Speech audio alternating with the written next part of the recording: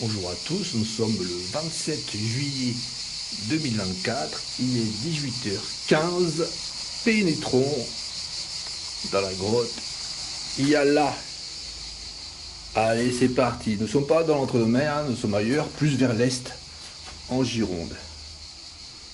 Allez, nous allons voir ce qu'il y a comme papillons qui hibernent, ou qui passent un peu de temps dans la grotte. Ah, dès l'entrée, là, un papillon. Là, un gros papillon. Je vous montre ça. Belle envergure. Là.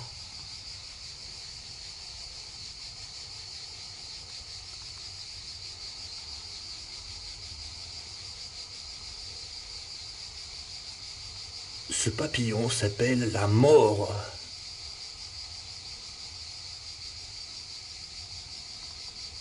Mormo, Mora. Mormo, c'est écrit M-O-R-M-O, et Mora, M-A-U-R-A. La mort. Papillon de la famille Noctuidae. Je vais montrer par rapport à ma main. Voilà, assez grande envergure. Jusqu'à 7 cm. La mort. À côté, nous avons une araignée. Bon, je vais essayer de la filmer, cette araignée, c'est pas évident. Une araignée qui se trouve dans les premiers mètres, souvent, des grottes. Ouais, elle est où? Là. Je recule pour la filmer. Là.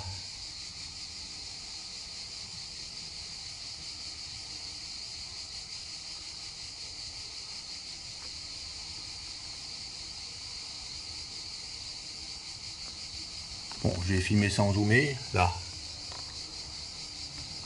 Cette araignée s'appelle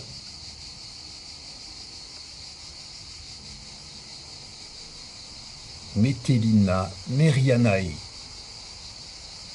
Bon, je ne sais pas si je vais pouvoir filmer bien là. Metellina merianae. Araignée de la famille des Tetraniatidés, qui se trouve dans les premiers mètres de la grotte. Ensuite, nous avons des papillons là. Ce papillon, alors j'ai pris une photo déjà. Je vais montrer des photos avec le nom carrément. Ça sera mieux. Mon araignée, c'est celle-là. Hein. Bon, comme ça.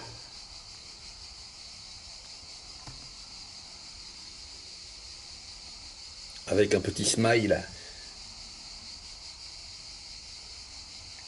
sur l'abdomen. Metellina merianae.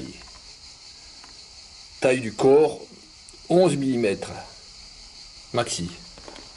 Ensuite la mort. Mormo, Mora, famille des Noctuidae, sous-famille des Gillinidae. Ce papillon apprécie les lieux sombres, sous les ponts, caves, etc. Hiberne à l'état de chenille. Une seule génération par an. La chenille consomme Rumex, Senecio, Taraxacum.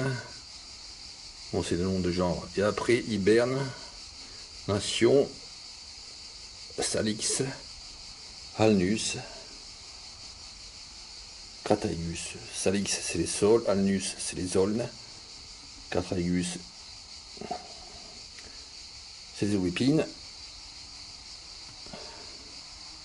Prunus spinosa, c'est une prunolier.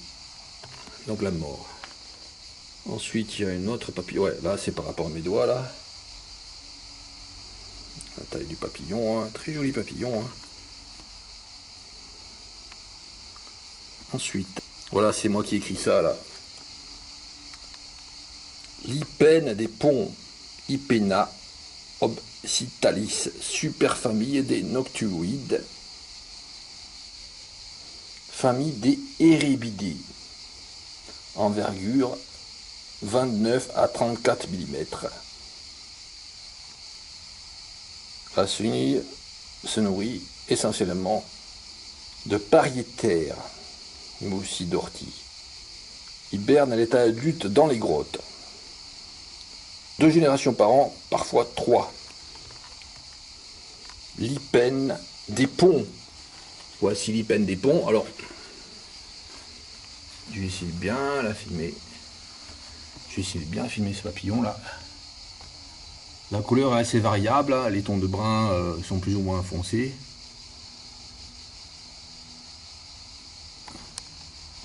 Bon, faut que je recule un peu, sinon j'arrive pas à zoomer dessus. Lipène des ponts. Alors, en plein hiver, elle se trouve tout au fond de la grotte à 10 mètres, à 20 mètres, à 30 mètres de profondeur. Mais en été, elle se met comme ça à l'entrée. Allez, allons plus loin, voir ce qu'il y a comme vie. Alors l'avantage là, enfin l'avantage, on peut rentrer dans ces grottes là, on peut faire du bruit, enfin il n'y a pas de chauves-souris qui hibernent, on risque pas de réveiller des chauves-souris. Encore le papillon Lipène des ponts, j'ai montré par rapport à mes doigts, voilà. Lipène des ponts, famille des Érébidés. Comme le papillon Scoliopteryx libatrix. La découpure, même famille. Ah, Lipène des ponts qui volent là. Ah, on voit une petite grenouille là qui s'échappe. Je vais essayer de m'approcher et de la filmer vraiment de près.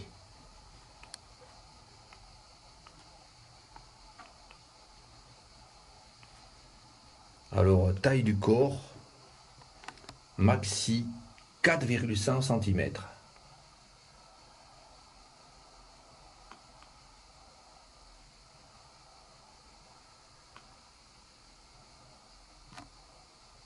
Plein de petits points noirs, plein de petits points verts. Le pélodite ponctué.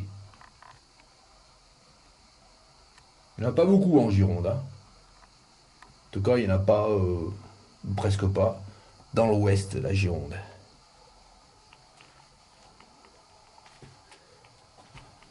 Allez, allons plus loin. Alors là, toutes les araignées que l'on voit là, je suis ici dans la famille une bien.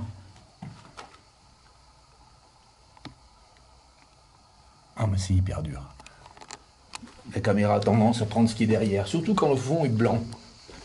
Enfin, quand le fond est clair. Là, le fond est clair. Donc la caméra a tendance à prendre ce qu'il y a derrière. Encore la mort. Il est vraiment super grand celui-là, ce papillon. Bon, j'ai vu sur la livre qui disait que l'envergure était de 7 cm max. J'ai bien l'impression que il se trompe, qu'il y en a qui sont plus grands que 7 cm. Je vais montrer par rapport à ma main. Mon doigt il fait à peu près 1 cm d'épaisseur. Je vais mettre à son niveau. Là. La mort.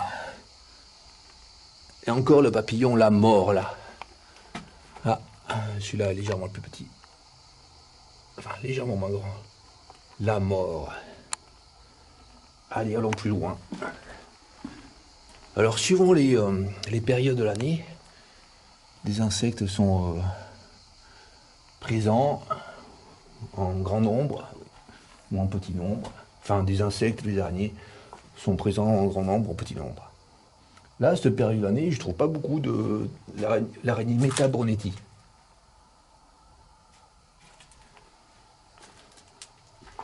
Mais là, il y en a une énorme. L'araignée Meta Brunetti, là. Je pense que j'ai bien réussi à la filmer, celle-là.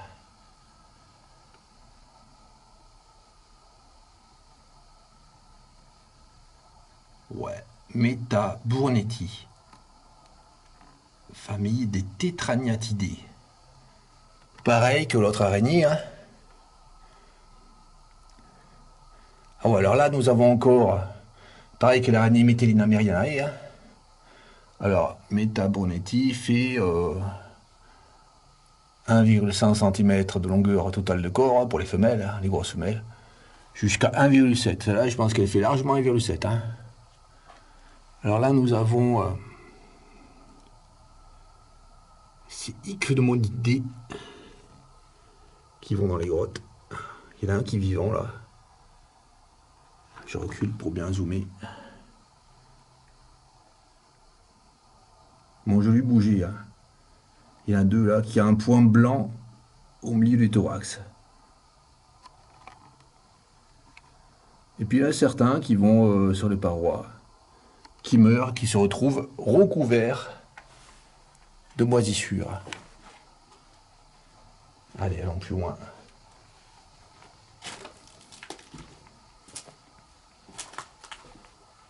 Alors en hiver, l'hypène des ponts, j'ai remarqué, elle se trouve, enfin le papillon l'hypène des ponts se trouve là dans les amas de pierre. Là. Je monte par rapport à mon pied. Là. Toujours dans les amas de pierre, au fond de la grotte. Hein.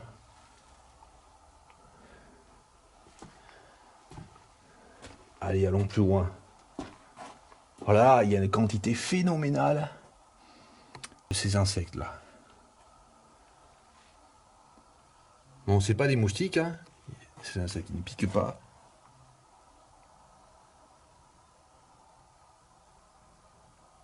Les ailes sont colorées. Les ailes sont pas transparentes. Les ailes sont sombres. Moi, je mettais le nom de ce diptère en description de vidéo, en description écrite de vidéo. Également, je mettrai le nom de cet hyménoptère là, de la famille des Ichnumonidae, qui a un point blanc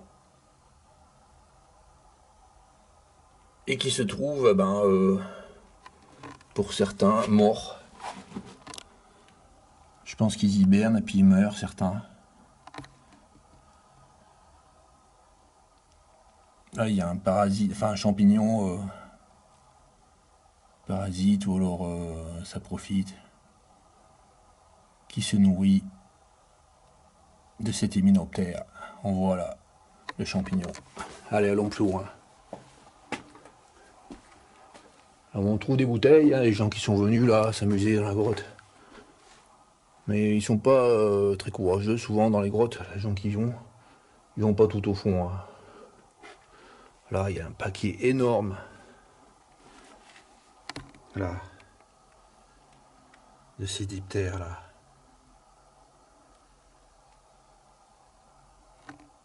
Plus gros qu'un moustique, hein. Qu'un moustique habituel, 2 fois plus gros. Allez, allons plus loin. Bon, elle est pas très profonde, ce grotte. Elle fait combien? 45 mètres, 50 mètres de profondeur. Alors là, beaucoup de bouteilles. Schweppes.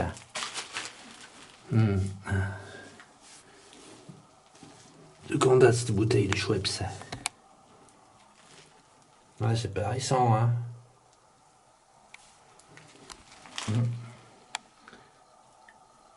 Que buvaient les hommes préhistoriques à cet endroit? Enfin, pas préhistorique. De la période récente. En avril 92, enfin, elle était périmée en avril 92, donc dans les années 90, là, les gens buvaient du Schweppes. Ils venaient là, ils se promenaient dans la grotte. Là, à foison, là, de ces diptères, là. Alors là, les araignées, là, à des endroits dans les grottes où il y a beaucoup de diptères comme ça, les araignées se régalent. Là, encore là, une quantité énorme. Alors suivant les saisons, pareil, hein, des fois ces diptères là, ils sont pas très nombreux, d'autres fois ils sont très nombreux, suivant l'humidité, suivant les pluies. Et suivant les grottes aussi, il y a des grottes où il y en a très peu. Chaque grotte a ses particularités.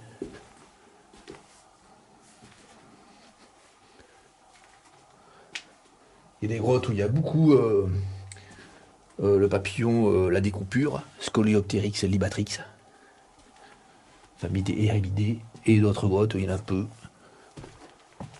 Alors là, le plafond est vraiment bas. Alors c'est dangereux de rentrer dans des grottes comme ça là. Euh, quand le temps est extrêmement humide, quand il a plu pendant 3 semaines, un mois, parce qu'elle risque de s'effondrer. J'ai remarqué que c'est seulement pendant les périodes très pluvieuses que les grottes s'effondrent.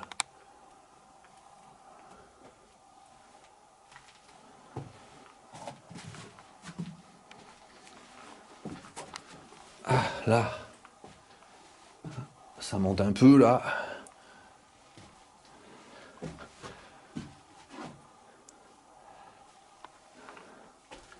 Ah, c'est nouveau ce matelas là. Ah non, c'est pas nouveau, il était. Ouais, ça va plus loin.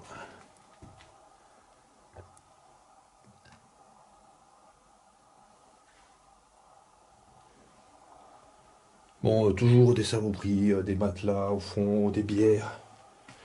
Là, une batterie laissée. Vraiment des salopards, quoi. Des salopards qui rentrent dans les grottes, qui laissent plein de saloperies.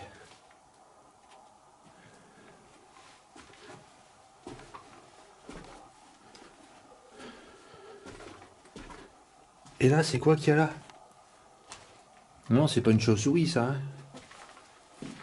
C'est un bout de métal enfin, ou un bout de bois qui a été planté. Ouais, c'est un bout de bois.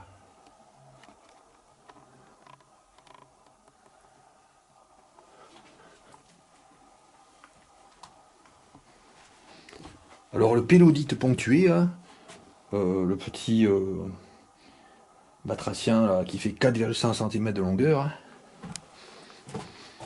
bah, il a la réputation d'hiberner dans les grottes. Et bah, également peut-être d'estiver, enfin de rentrer dans les grottes par les journées chaudes et ensoleillées pour se rafraîchir peut-être. Parce que là on le trouve aujourd'hui, là il fait chaud et c'est enfin, en fin d'après-midi on le trouve dans la grotte. Je suis venu l'autre jour, j'en ai trouvé 4 ou 5 au moins. Mais là je vais pas insister hein, pour chercher. Hein. Là, bon mais très peu d'araignées Metaburnetti. Hein. Bizarrement, une seule très très grosse. Peut-être que les araignées vont ailleurs là, cette période de l'année. À part les femelles, les grosses femelles. C'est phénoménal. Et là, cette bouteille des Schweppes, c'est date de quand? Ah, il n'y a pas de bouchon. Une semelle, une bouteille de vin.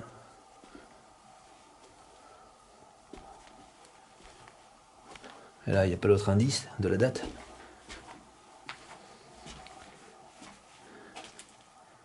Des derniers visiteurs.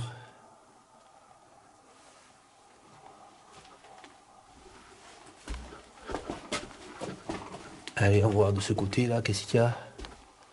Bon, elle est pas profonde. Ça fait une travée, enfin une ligne droite comme ça qui fait 50 mètres. Il n'y a pas tellement de galeries latérales. Uniquement des petites salles latérales. Et là, il peut être des insectes là, ou des araignées. Dans cette grotte, j'ai pas vu le scutigère. J'ai vu des scutigères dans d'autres grottes, mais pas dans celle-là. Et puis des grottes où j'ai vu des scutigères, ben je suis revenu une deuxième fois, je voyais plus de scutigères. Donc suivant les périodes, hein, même à une semaine d'intervalle, les scutigères ils sont ailleurs, suivant la température qu'il fait dehors, suivant l'heure de la journée où je suis venu. Si je suis venu à la grotte le matin ou le soir. Des fois j'ai eu 3-4 scutigères dans une grotte. Je reviens une semaine après, j'en vois aucun. Allez. Regardez l'abondance là. Encore là. C'est des milliers de ces insectes là. Bon, je vais montrer mon doigt par rapport à pour les jeux. Là.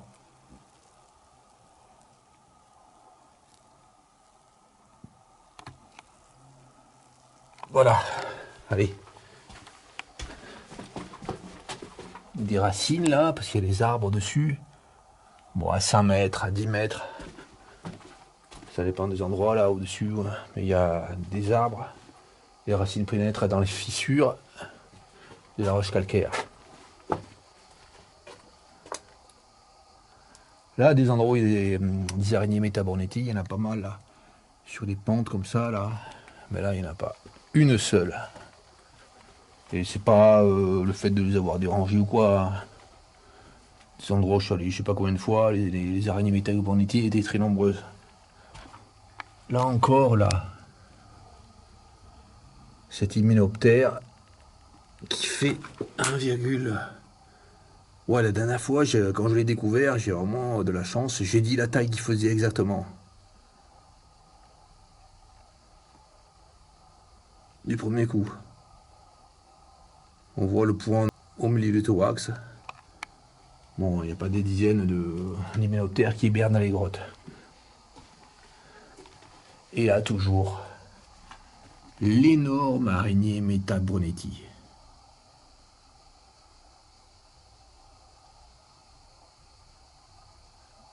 Il ne manque pas de nourriture là. Il n'y a plus qu'à marcher un petit peu sur la paroi et puis attraper les moustiques.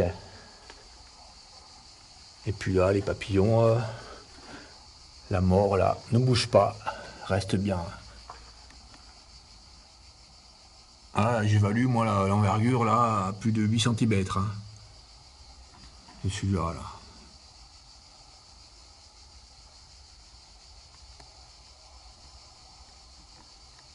La mort